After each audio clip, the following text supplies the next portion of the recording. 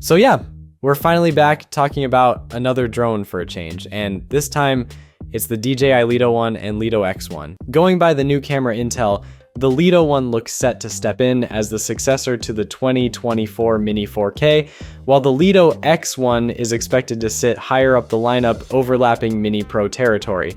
We'll circle back to the X1 later. First, let's decode what the Lito one is all about. Calling the Lito one a Mini 4K successor fits DJI's playbook perfectly. It's clearly aimed at beginners, keeps things straightforward, and focuses on being reliable rather than feature-heavy. That's exactly the space the Mini 4K occupies right now, and DJI often refreshes this tier quietly. New name, new platform, same accessible positioning, rather than loudly announcing a one-to-one replacement. The Lito X1 is where things get more interesting. Saying it might replace something like a Mini 5 Pro doesn't automatically mean DJI is killing off the Mini Pro line. A more realistic take is that the X1 sits alongside it, a high-end sub 250 gram option aimed squarely at creators who care more about imaging and new ideas than ticking every Pro checkbox.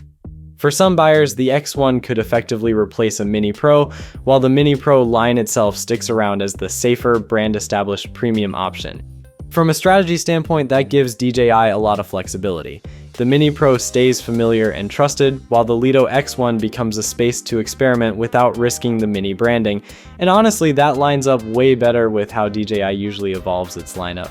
Now, both drones have already shown up in FCC filings, the X1 back in November 2025 and the Lito one around mid-December, so no doubt both are coming. The same source also shared some unconfirmed X1 specs, and just to be clear, these are still very much speculative, but they paint an interesting picture. Full 360-degree obstacle avoidance using fisheye optics, LiDAR-like sensors with a 10-meter range, infrared altitude sensing, O5 transmission claiming over 20 kilometers, and Wi-Fi control out to roughly 500 meters. Controller support is said to include RCN3 and RC2.